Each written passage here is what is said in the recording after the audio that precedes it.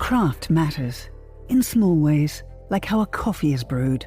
And in not so small ways, like how your money is cared for.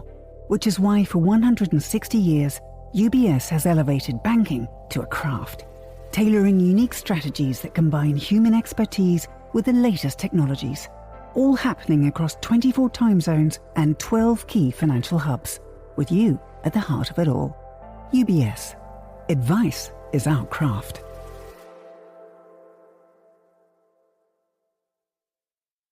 You're listening to The Globalist, first broadcast on the 16th of January 2026 on Monocle Radio. The Globalist, in association with UBS.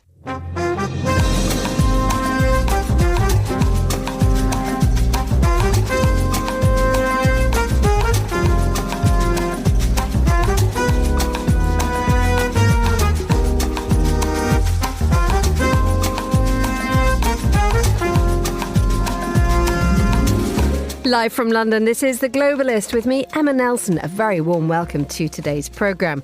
Coming up, South Korea's former president Yoon Suk-yeol is found guilty of abuse of power and fabricating official documents. We'll have the latest on this breaking story. Also ahead in the next 60 minutes. Help us create a database of the atrocities against Minnesotans, not just to establish a record for posterity, but to bank evidence for future prosecution. The governor of Minnesota there calling for cool heads, but the president is ramping up the pressure as Donald Trump threatens to use a rare piece of legislation to stop protests against immigration raids. We'll find out what the Insurrection Act is and whether it'll stop the unrest. Plus, in Greece, the head of the Civil Aviation Authority has resigned after a radio control tower blackout cut communications between land and air. We'll hear more about how climate change is forcing the farmers of Sicily to turn tropical. And for the first time in the history of this, the Friday What We Learned monologue on Monocle Radio, we were able to check out on a story which even supplied its own rim shot. Andrew Muller tells us what we learned. Plus, we polish our rice grains with the latest news from the world of sake. That's all ahead on The Globalist, live from London.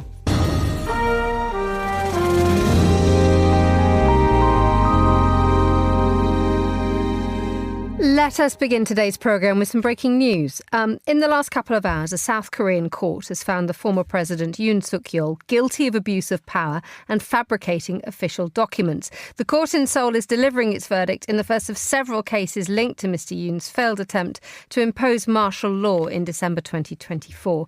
To bring us up to date, I'm joined now by Raphael Rashid, who's a Seoul-based journalist for publications, including The Guardian and Al Jazeera. The time in Seoul has just gone 1600. Raphael, very good afternoon to you. Good afternoon. So bring us the latest, if you would, please. Yeah, so today, former South Korean President Yoon Suk-yeol was sentenced to 5 years in prison for obstructing his own arrest back in January 2025, and also abuse of power, including falsifying documents. So the court found him guilty of basically mobilizing presidential security service to physically block investigators who came to arrest him with a valid warrant last year. He set up barricades with buses and military personnel around his residence. And this is just, one of the first verdicts of what is an unprecedented legal crisis facing Yoon.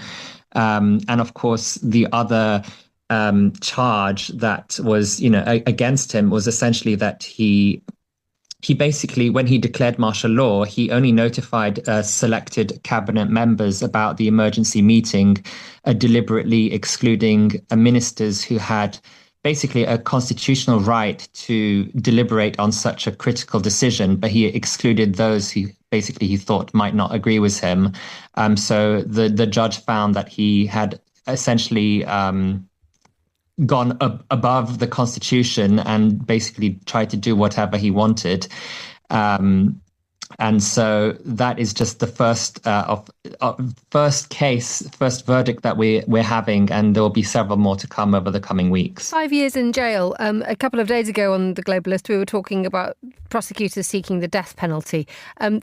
This is what being considered to be a reasonable term? As you mentioned, just 2 days ago, prosecutors demanded the death penalty for Yoon in his main insurrection trial, and the verdict for that will come out in mid-February.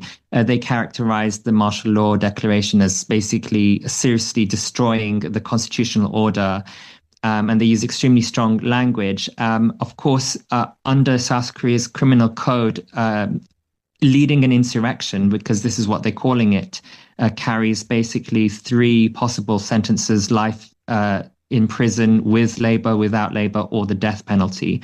They're basically all the same thing, more or less. You end up in prison for life. But I think the severity of it demanded the death penalty, according to the prosecutors. And I think many people were happy to see that they put such a strong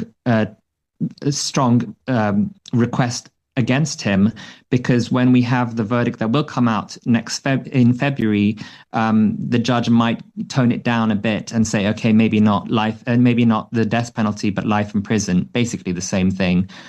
So I think that's one of the reasons why prosecutors aimed so high, given the severity of Yoon's actions. So this is just the first in a series of cases that the Seoul court is considering. What happens now? What happens now is, well, he has already been detained for, I would say, most of the past year in a detention facility, but now he is officially, in jail, where he will likely stay for many years to come. We will then have the main insurrection verdict in mid-February. But again, this is just one of many trials that are proceeding right now. There's a total of 8. So on top of life in prison or the death penalty or the 5 years he got today, he faces many more years in prison. And of course, all the people around him as well, including his wife, who is now they're investigating her for corruption. So we have many different people from his former cabinet who are on trial. So we're going to have many more verdicts coming out. But I guess no matter how many years he faces in prison, everyone also does expect that at one point or another, as happens with all former presidents who go into prison, he will eventually be pardoned. And that's what many people think will happen at some point or another. Rafael Rashid in Seoul, thank you so much. Rafael is a journalist for publications including The Guardian and Al Jazeera. You're listening to The Globalist with me, Emma Nelson. The time here in London is 7 minutes past 7. Now, a standoff has emerged between the US President Donald Trump and the governor of Minnesota, Tim Walz, over what can be done and by which authority on the streets of Minneapolis. Mr. Walz has encouraged people to speak out urgently but peacefully against the ICE immigration raids. In response, Mr. Trump has pulled out a rarely used item of legislation, the Insurrection Act, and says he's ready to use it against protesters. To explain all, I'm joined in the studio by Monocle senior news editor Chris Chermak. A very good morning to you, Chris. Good morning, Emma. Good to have you with us. Right, before we even start, what is the Insurrection Act? The Insurrection Act of 1807, invoked or created by Thomas Jefferson. So it goes back a long way. It's been used about 30 times over its history.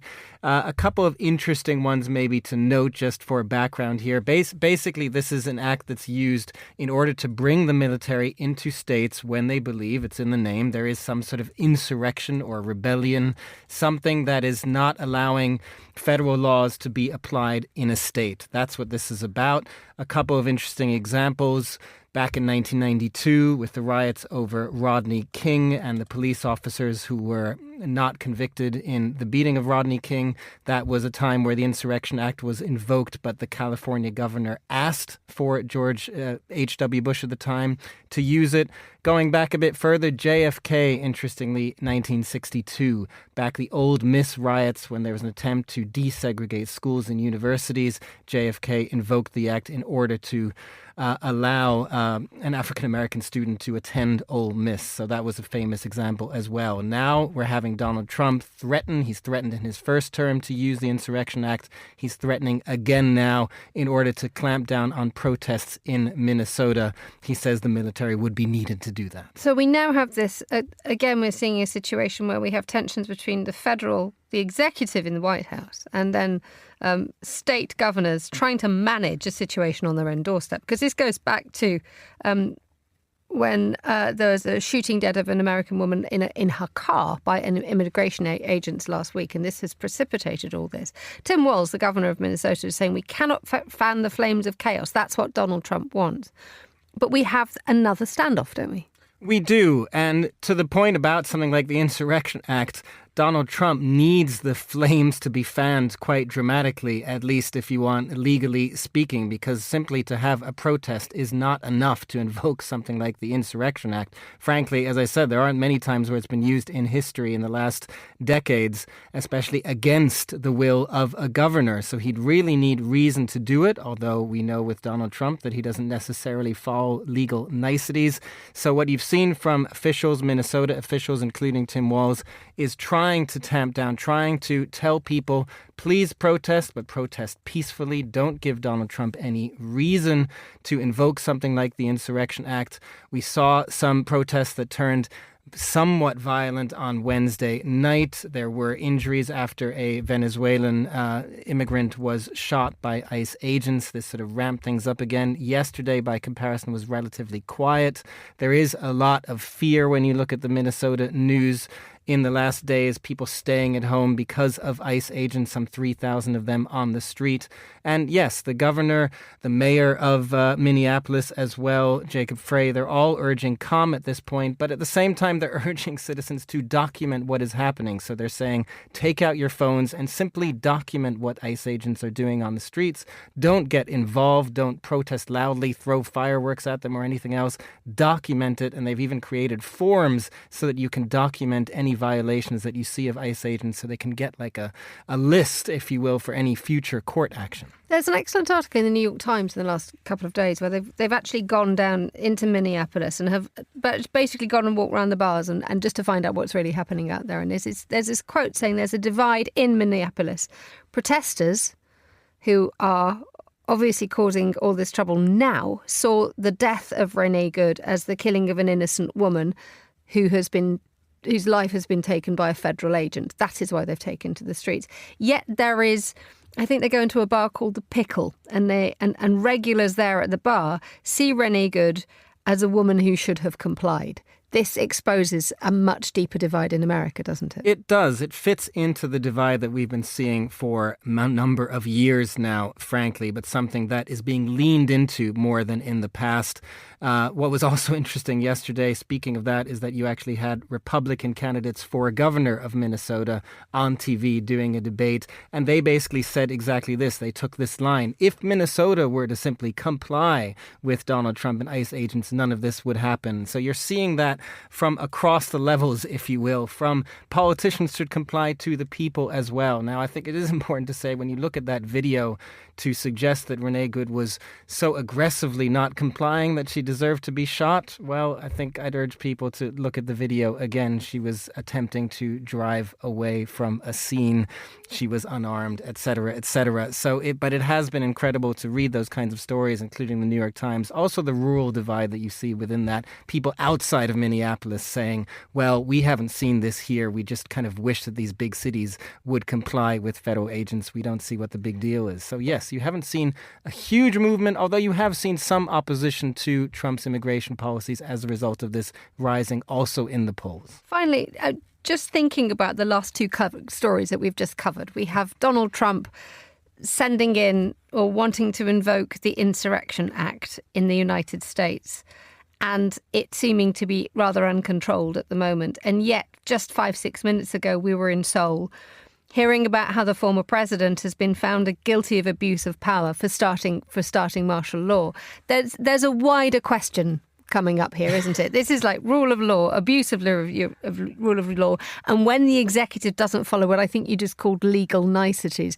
We are in a very unusual world. We are in an unusual world. I would bring a third one into that, Emma, that struck me yesterday, which is, of course, Iran, because Donald Trump is threatening Iran specifically for attacking protesters and conducting violence against protesters in Iran that are fighting for democracy. Meanwhile, he is invoking potentially the Insurrection Act to quell protests in the United States in Minnesota. So there are a lot of contradictions around these stories, a lot of contradictions around the world as well. We'll be speaking later in this show about, say, Brazil being part of restrictions on visas. Of course, Donald Trump there famously as well is supporting Jair Bolsonaro, who was convicted of attempting to sway an election in Brazil. So, yes, there are so many different contradictions at the start of this year, Emma. Chris Chermak, our senior news editor, thank you so much for joining me in the studio. You're listening to The Globalist.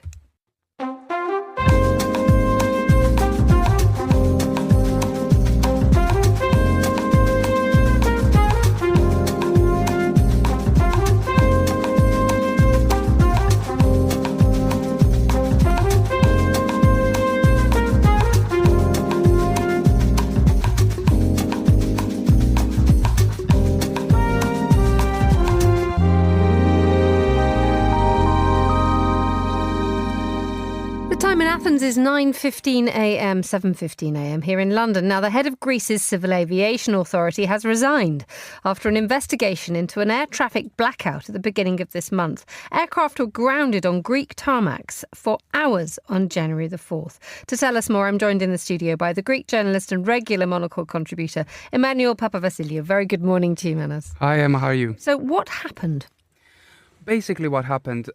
Yes, you put it correctly. The head of Greece's Civil Aviation Authority has resigned, Yorgos Sanouachos.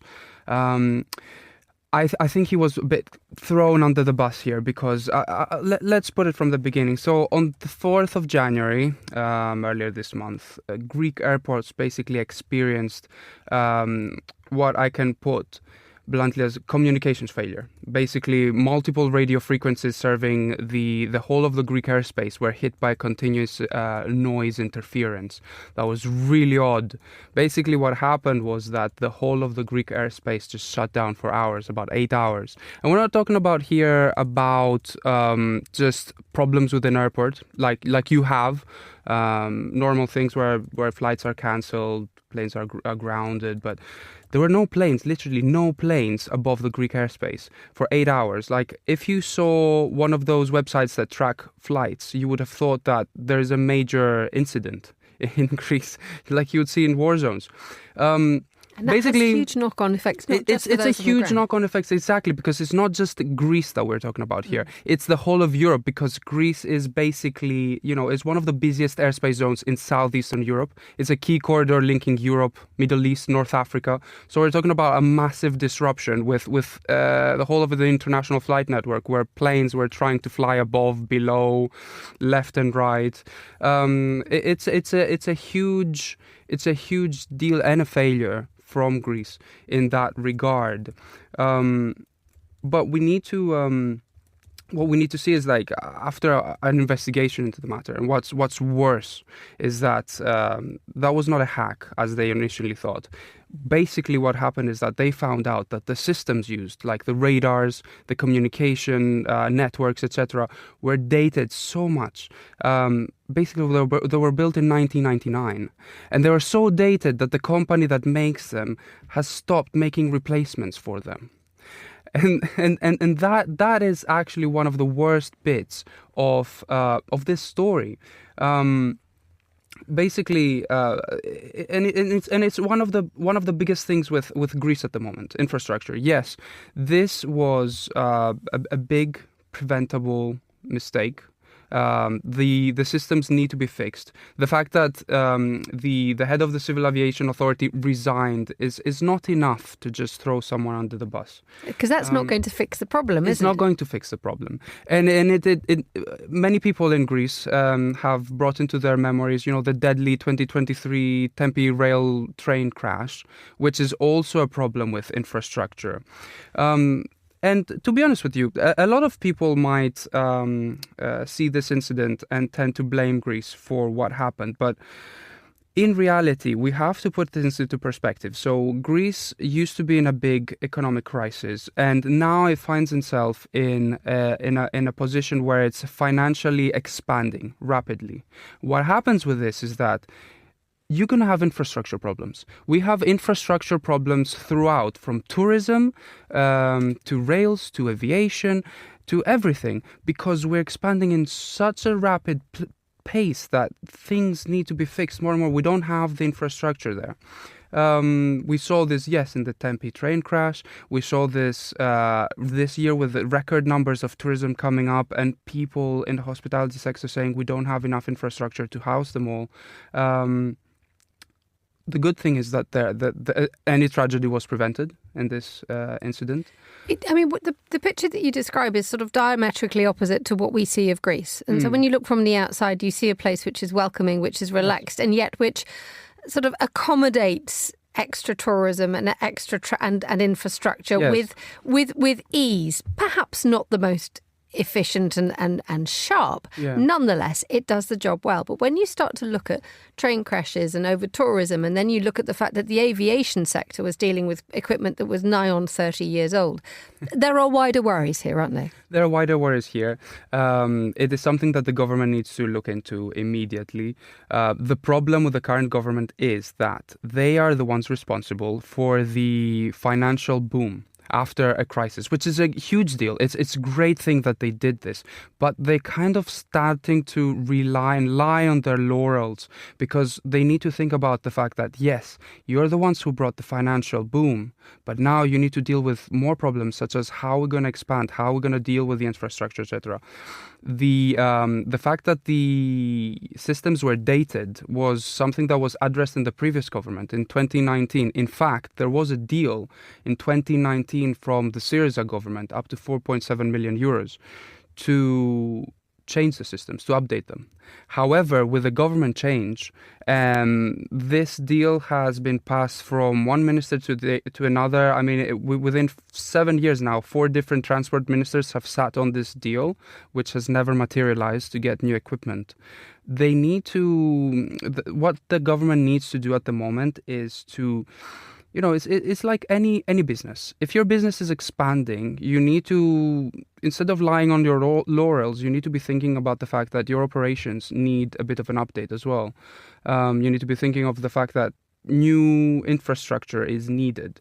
And this is what they have to do.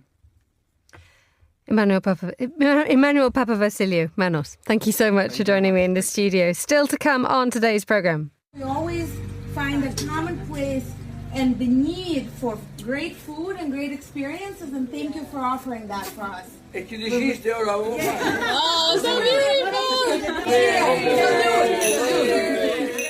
That's people having a lovely time eating and drinking in Sicily, but one of its greatest treasures, the food it grows, may have to change as temperatures rise. Find out more a little bit later on The Globalist. Craft is a matter of perspective, a unique outlook, and obsessive attention to detail. With UBS's Chief Investment Office Houseview, we're focused on identifying the latest investment opportunities and market risks to help you achieve your financial goals, so you get the big picture broken down into thought-provoking insights. Delivered daily and curated by over 200 globally connected, locally active analysts. UBS. Banking is our craft.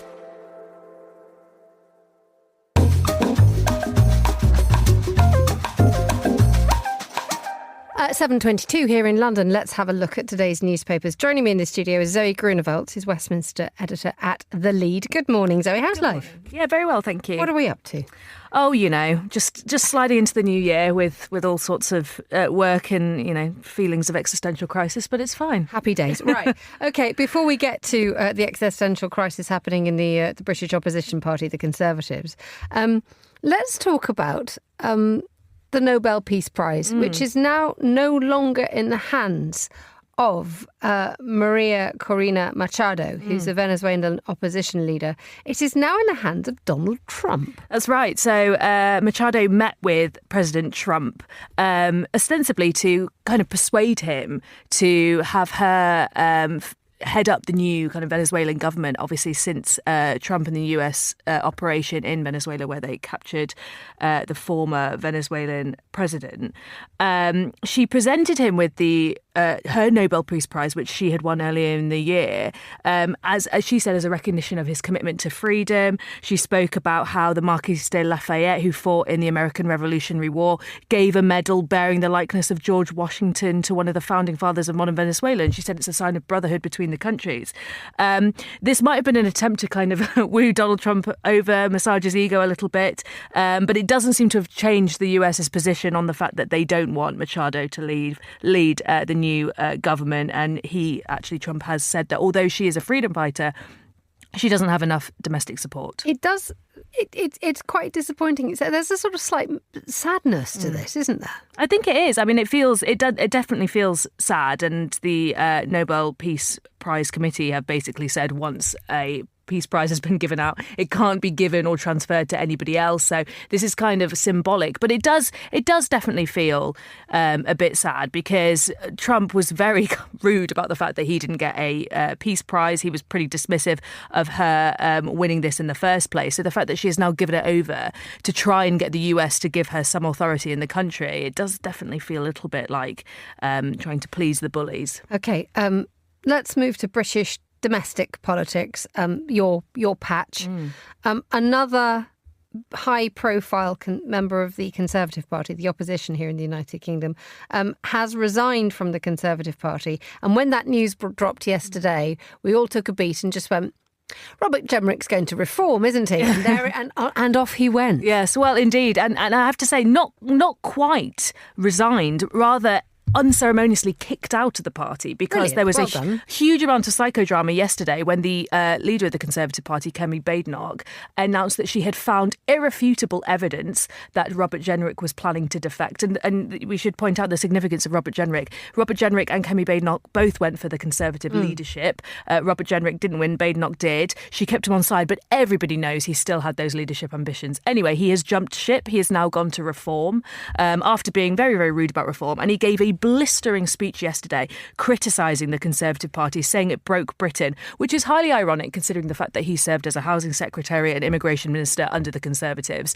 and seemed to have no problem doing that. But now, of course, now he's in Reform, he is being very, very rude about the party and his former leader, Kemi Badenoch. And even people in Reform, the Populist Party, which is sort of attracting huge amounts of influence at the moment at top speed. But if you look at an article in the Telegraph today, the candidate to be the next London mayor, Layla Cunningham, has said, I don't want Jenrick in Reform.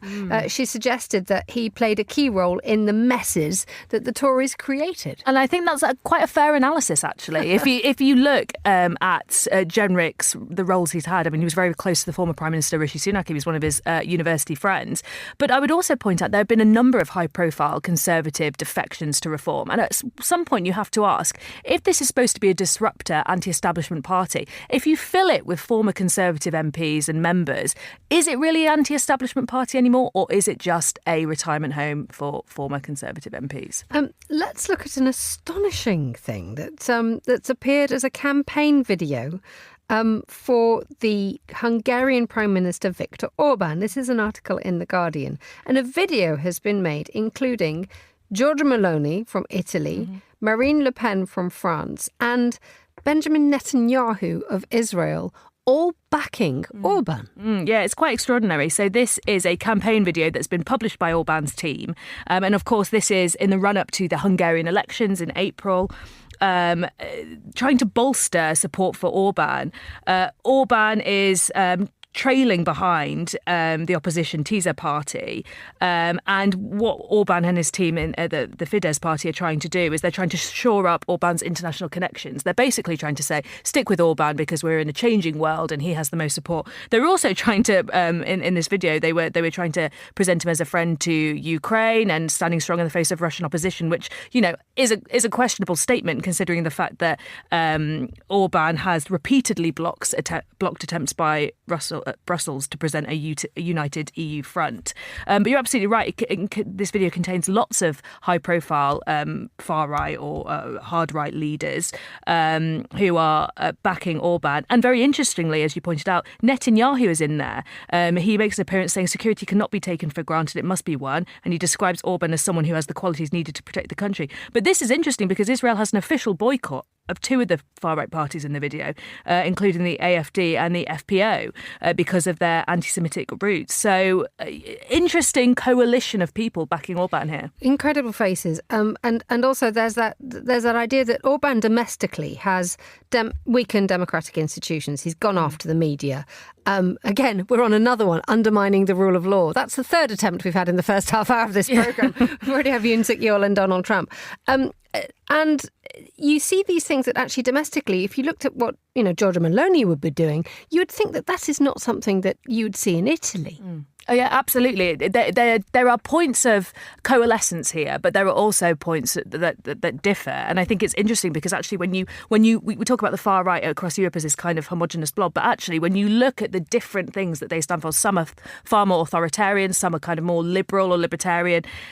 What you ultimately have is a meeting of minds in some way, but there are underlying differences. And it's interesting that the US, actually, there's no US backing in this particular video. Finally, a quick glance in the seconds that we have remaining to talk about voice notes. Do you like voice notes? I don't like voice notes. And that's why I selected this article, because it's basically pointing out that there has been this huge rise in people sending voice notes as a form of communication. So this is over FaceTiming or calling or just texting or even meeting face to face. People are increasingly sending voice notes. Well, when you're meeting face to face, that would be brilliant. Well, instead of face to face, obviously. But yes, but the author points out that actually this is a rather irritating fad, because what essentially happens is people are sending longer and longer voice notes, so 6-minute, 7-minute voice notes, and the person who receives it has to basically listen to a monologue, remember all the points, and then send one back. So she's kind of making the case for, can we stop sending these huge voice notes? Can we meet up in person? Can we have calls? And can we just remember the art of conversation, where you say something and someone says something back?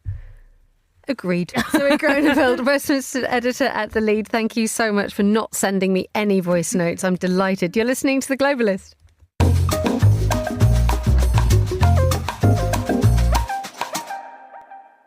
A quick look now at some of the other stories we're following today. Donald Trump has thanked the Venezuelan opposition leader Maria Corina Machado for presenting him with her Nobel Peace Prize medal. The US president called Ms. Machado a wonderful woman, but didn't endorse her to lead Venezuela. President Xi Jinping has expressed optimism about China's improving ties with Canada. He was speaking as he hosted talks in Beijing with the Canadian Prime Minister Mark Carney. It follows almost a decade of strained relations. And the United States and Taiwan have signed a trade agreement that reduces import taxes on goods from the island. In return, Taiwanese tech firms will invest $250 billion in the United States. And those are the headlines on The Globalist.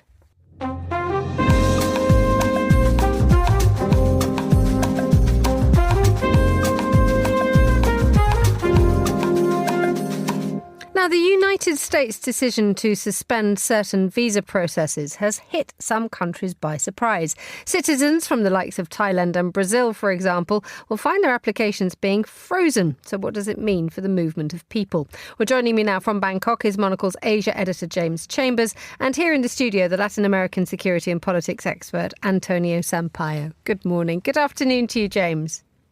Hi, Emma. So who is being affected where you are, James?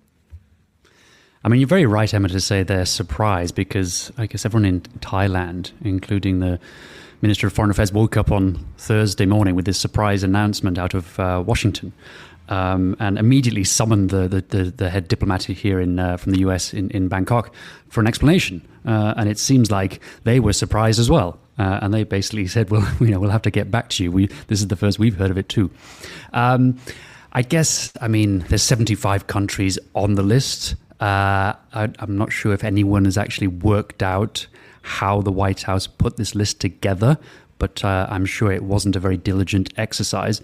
But here in Thailand, everyone's a bit flummoxed because they're kind of scratching their heads thinking, why are we on there?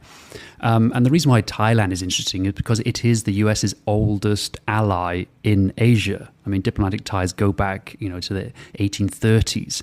And so, Bangkok has worked very closely with Washington over the years, especially during the Vietnam War. And so they're thinking, well, what have we done to deserve this? And indeed, if you are in Thailand and if you are in some of the authorities, you've been caught off guard. And also, you owe the public some sort of explanation or outlining how this changes. I mean, how did the authorities react? Yes, that's right. They scrambled to get some more information because the initial news wasn't very clear. So I guess the most important point of clarification for Thais was that this only relates to kind of immigrant visas, so people who are trying to move to the US and get some kind of permanent residence.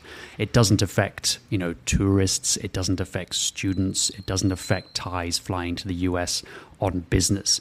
So that would have calmed a lot of people down, yesterday and today. And so I guess it is a much smaller number than we expected. But there's still not a lot of information. I mean, the Thais don't understand what criteria was used and why they're included. I mean, the foreign minister was very quick to come out and meet the press and give a press conference. And one of his major points was, the Thai community in the US is about 300,000. So it's very small. And it'll be a tiny percentage who are perhaps, putting any burden on the US tax system. And he didn't name any countries, but he says there are some countries that are not on that list who have, people, illegal overstayers, much larger than the total Thai population in the US. So they just don't understand why they're on that list, and they just want some clarification. Quite a few slack-jawed reactions as well in South America, Antonio. Yes, a lot of confusion as well, because these pause, as they're calling it, on immigrant visas came very close to, or a few months after this a complete ban on several countries that were mostly countries affected by war or very fragile countries, institutionally fragile. So it's causing a lot of confusion. I think it's behind the sense that your Thailand correspondent mentioned about some people initially being scared and saying, is this going to be a complete ban? But no, it's just on immigrant visas. And this sense of confusion was very richly illustrated in a Brazilian magazine website that I looked at. And the first paragraph said, it does not affect tourists that want to go to Disney World. So, which is the main concern, I think, for a lot of Brazilian tourists. But how reassuring that makes us how feel. Reassuring, yes. So some Brazilian immigration lawyers were saying their interpretations that it doesn't affect not only visitors, short-term visitors, but also those who are moving or planning to move with student visas or company transfer visas. So these are not affected, according to some immigration lawyers that were cited in Brazilian press. But there's still a lot of confusion, I guess. There's also a lot of confusion that, articles are being, and I'll stay with you on this one, Antonio, that there are articles being written left, right, and centre. Or does it affect me for this? Does it make me, you for that? People saying, well, the World Cup is now going to find itself in a mess because yes, tourists can go because the World Cup is being held sort of like North and South America this year, isn't it? But if you're a footballer, does that mean you're going to be able to get into the United States? I mean, it's absolutely this confusion could have longer term impacts rather than just making people think, can I travel? It actually will destabilise the view of travel to the United States. Do we feel that that's a deliberate gesture by Donald Trump? I don't know if it's deliberate, but it's certainly the case that now everybody is concerned and it's a climate of extreme uncertainty. I haven't had to go to the US in recent months, but I would be very concerned if I have to go, and I would make whatever I can to talk to whoever is bringing me for work there. That I don't know if I'm going to be able to go, but I'd love to go. But so I think that the US ban, technically it doesn't affect the footballers, because even the countries that were banned, the administration has said that footballers for the World Cup will be permitted. But who knows? There were also, alongside not only the bans and the immigrant visas, there were measures to restrict, and technically they can look into your phone to see if you posted negative political comments about the US. So it's a very hostile environment. Final quick question to you, James, in Bangkok. Despite feeling somewhat bruised by the gesture, in that part of the world, are people able just to carry on as normal and pivot towards other parts of the world, to their own region, which may not be so volatile? Yeah, for sure. I think this is a good opportunity for countries like maybe like the UK if they want to seize on it. But I guess this kind of anti-immigration policy seems to be spreading. I mean, one of the things that's just deluded about this is that Trump is trying to separate the world between Americans and the rest of the world, ignoring the fact that there are a lot of Americans in Thailand married to Thais who might be thinking about moving back to the US and now are worrying about whether, their husband or wife will be able to come in, and when they do, if ICE are going to kind of round them up and send them back.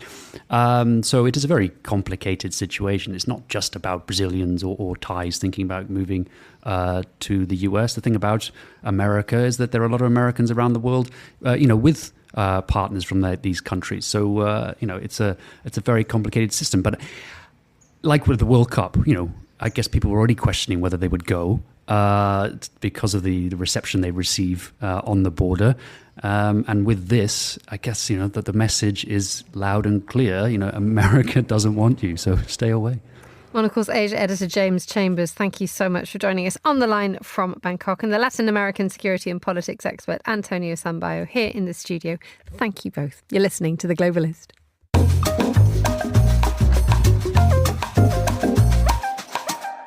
Right, it's Friday, so it's time for What We Learned. Here's Andrew Muller.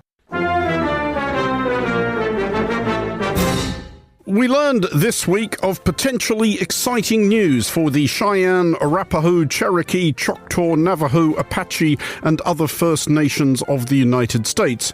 Apologies to everyone we missed, which to be honest is pretty much all of them, given that there are, we learned from looking it up just now, fully 574 Native American tribes recognized by the US federal government. Didn't know that. Well, I'll be. You learn something new every day. We learned, anyway, that said federal government of the United States may shortly be poised to acknowledge the total illegitimacy of its sovereignty over the territories it has long claimed. And we learned this from the personage who presently leads the federal government of the United States as he further pursued the necessary, valuable and sane policy of menacing one of his country's most reliable allies. By the way, I'm a fan of Denmark, too, I have to tell you. And they've been very nice to me. I'm a big fan. But, the fact that they had a boat land there 500 years ago doesn't mean that they own the land. So we learned, and from the highest of authorities, that it does not mean one single goddamn thing if a crew of your ancestors blundered onto some foreign shore several centuries back, ran up a flag and claimed to own the place. We have not as yet learned of the Seminoles knocking on the door at Mar-a-Lago and giving the occupant an hour to pack his bags, self-awarded golf trophies and stolen classified documents, but the year is young, and if you can't be hopeful in January, when can you? I think it's, I'd like to teach the world to sing with me. For we did indeed learn of indications that the new year may break with recent form and usher in a new era of peace, harmony, and everybody just getting along. We learned that even within the generally recently rancorous United States, all forms of ideologically partisan unpleasantness were going to cease forthwith, and we learned this from US Vice President and 2029's Masked Singer's sixth place getter, J.D. Vance. These people should not feel emboldened because they have, for the first time, maybe in American history, an administration that is not going to tolerate political violence of any kind from anywhere. From which we learned that the administration in which Vance serves has had quite the rethink vis-a-vis the excusability of political violence during its first year in office. On the evening of his inauguration, President Donald Trump not wasting any time getting down to business. He has just returned to the White House and is signing a series of executive actions in the Oval Office, where he is pardoning some 1,500 January 6 rioters who have been convicted for participating in the attack on the Capitol 4 years ago. Peas, peas, peas, peas, eating goober peas.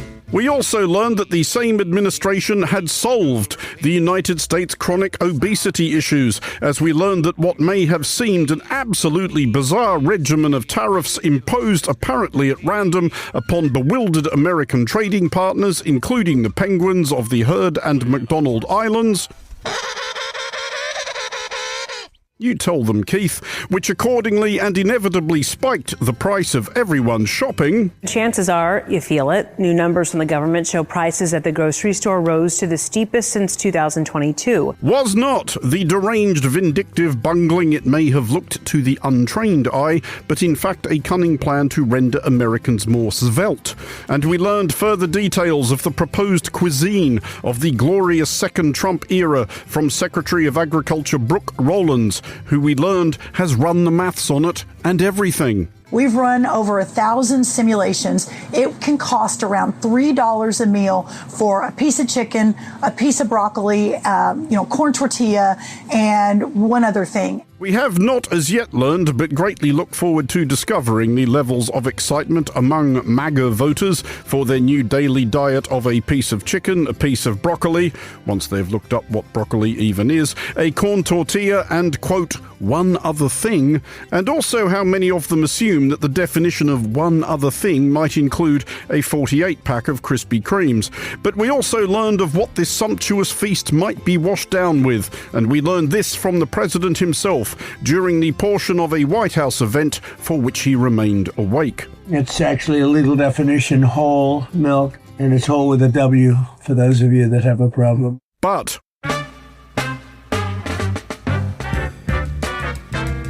we learned, looking with some relief away from the United States, of a potential new means of easing tensions between traditional enemies, i.e. persuading them that being at loggerheads, whatever loggerheads even are, is no match for being behind drum kits. I can't wait to see where this goes. Okay. Tell me more. Let's see where this goes. Knew you'd be intrigued. We learned this from South Korean President Lee Jae-myung and Japanese Prime Minister Sanae Takaichi, leaders of nations which traditionally annoy the bejeebers out of each other, who set aside their differences for a K-pop jam. A bit of it sounded like this.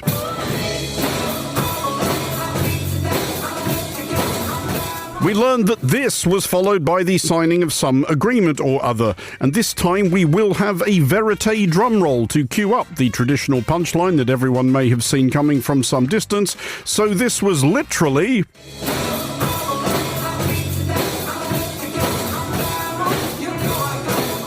a symbol of reconciliation, and we learned to our barely expressible delight that for the first time in the history of this, the Friday What We Learned monologue on Monocle Radio, we were able to check out on a story which even supplied its own rim shot. Near enough. For Monocle Radio, I'm Andrew Muller. Thank you, Andrew. You're listening to The Globalist on Monocle Radio. IQ, EQ, and AI. 3 components key to the craft of innovation at UBS. Because to stay ahead in a rapidly evolving age, you need a partner with decades of experience, endless passion for the work, and a finger on the pulse of leading technologies, bridging human expertise with artificial intelligence, all to elevate you. UBS. Banking is our craft.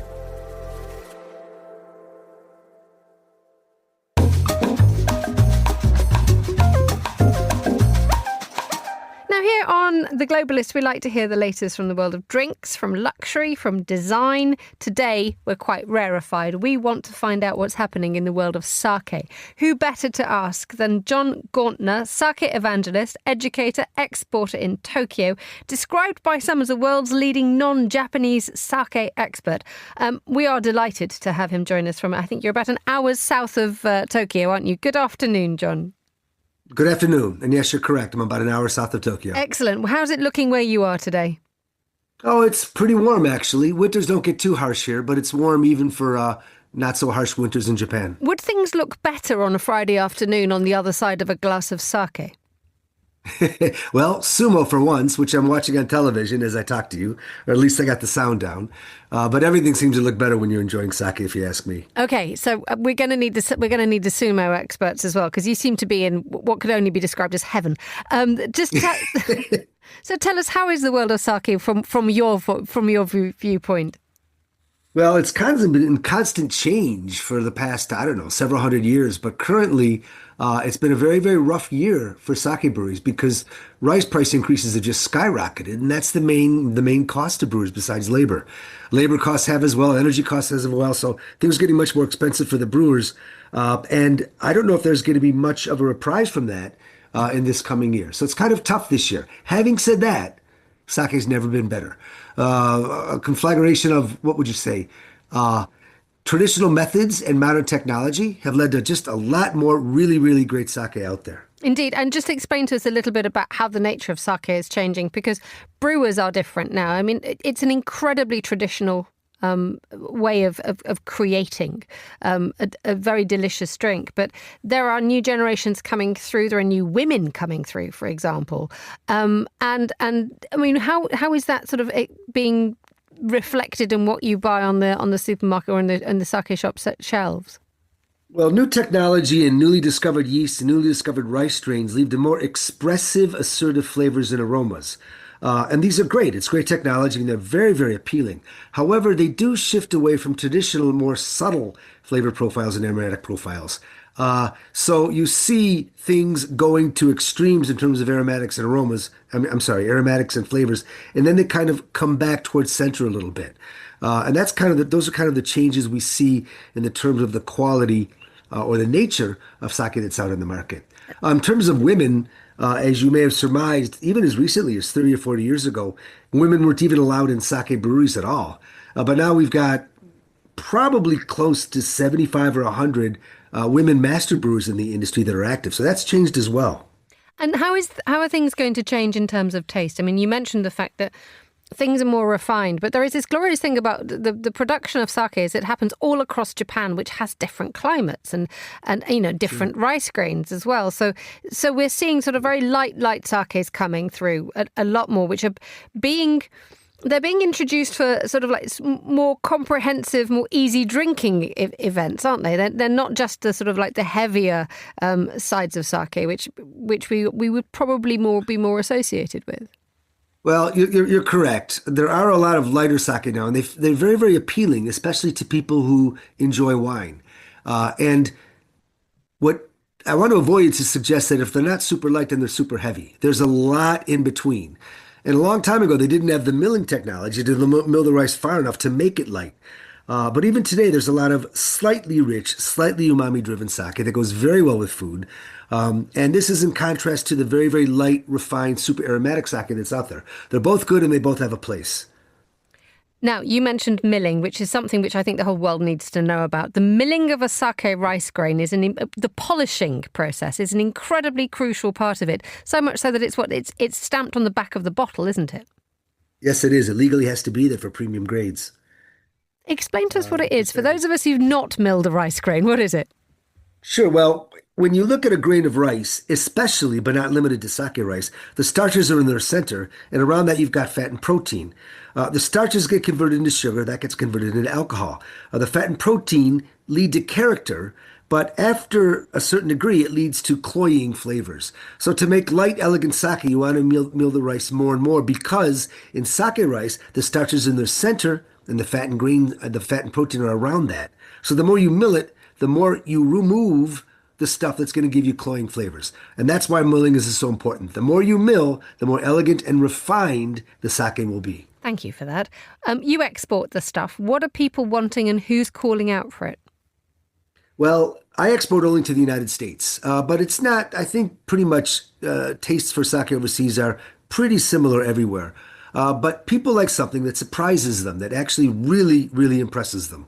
And so people in the United States, but not just the United States, like what they call daiginjo, very highly refined, very aromatic, very impressive sake, stuff that's impressive enough to pull them away from wine.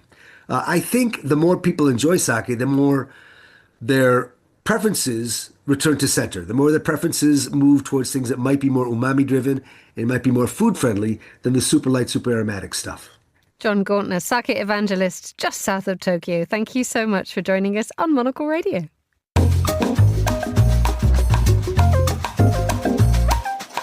Finally, we stay with food and drink today because the traditional produce of Sicily, the island off the boot of Italy, are celebrated and well stored.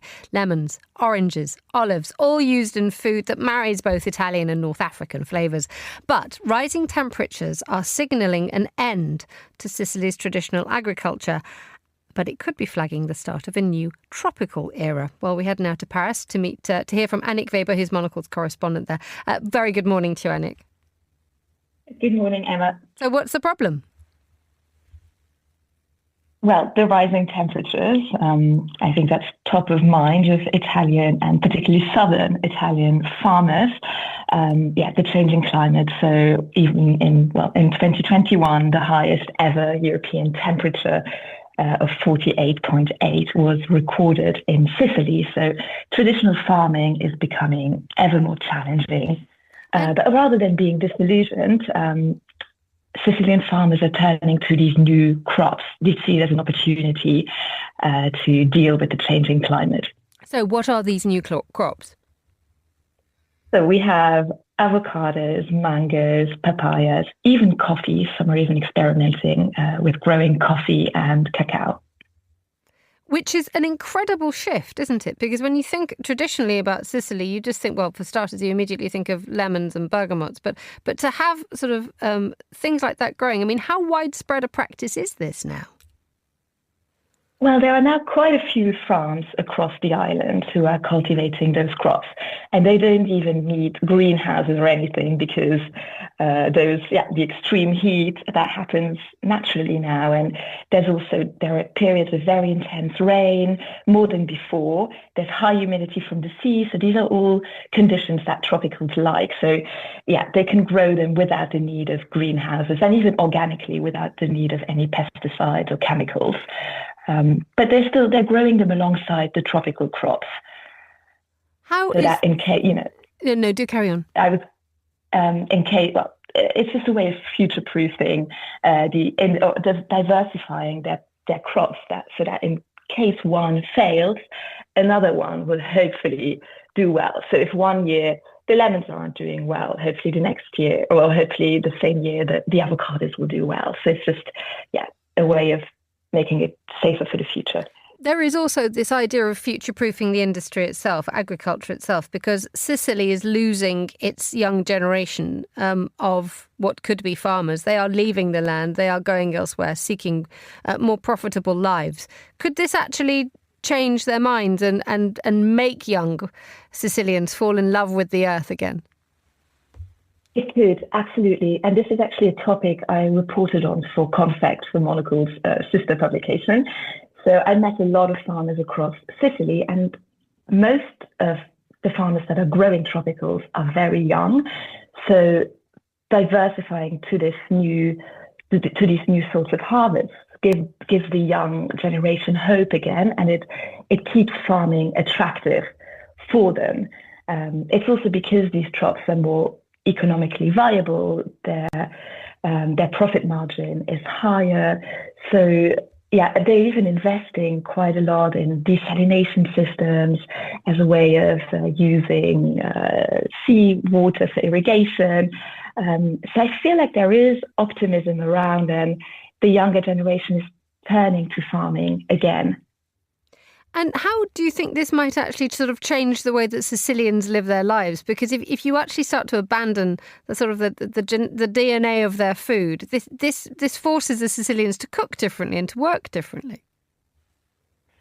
Well, I think I asked the farmer if he thinks that Sicily will lose its title as the land of lemons, and he actually said that no, he thinks it will always stay the land of citrus fruit, but also the land that grows all these other crops as well. But I think they will keep their traditional crops. There might be less lemons than there used to be. There might be less olive oil than there used to be. And in addition, there's going to be this new variety of tropical crops. But hopefully they can keep their traditional produce and they can keep their tomatoes that they're famous for. But then, maybe come up with new recipes that incorporate some of these new produce that they're growing. As I have done for centuries. Annick Weber, Monocle correspondent in Paris, thank you for joining us on The Globalist. And that's all the time we have for today's programme. The warmest of thanks to all my guests and to the producers, Chris Chermak, Laura Kramer and Ryuma Takahashi.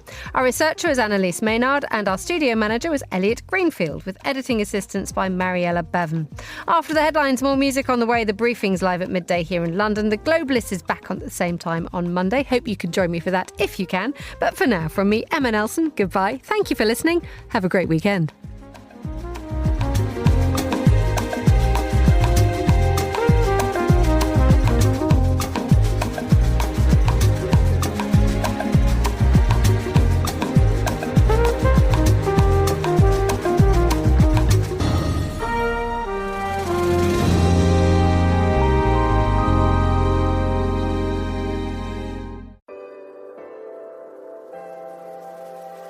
With UBS, you have a truly global partner, incorporating new technologies, innovative approaches, and unexpected opportunities, leading you to insights that help answer the questions that matter, delivered with passion, care, and unmatched expertise.